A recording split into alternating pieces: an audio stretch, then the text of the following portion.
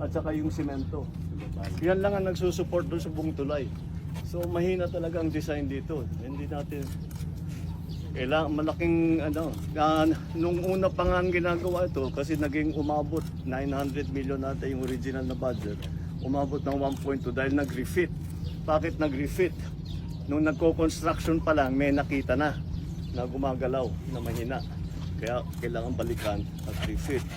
So the whole process is okay naman yung construction, yung contractor sinundan naman ang plano. By the book naman yung kanyang ginawa, up to specifications yung kanilang ginawa. Yun lang, yung specifications mali.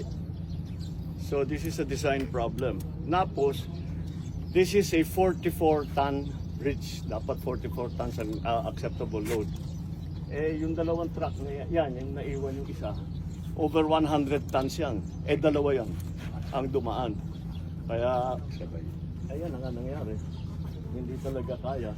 Ito yata yung una Ito yung bigay. Wala nang plate Ito. Bakit? And then, sumunod na lang ito. Ito yung una. Ito yung una. Tama. Kaya nakaganyan yan. Hindi dito. Dahil tama. Dito bumigay. Ganyan. Hinula lahat ito. So,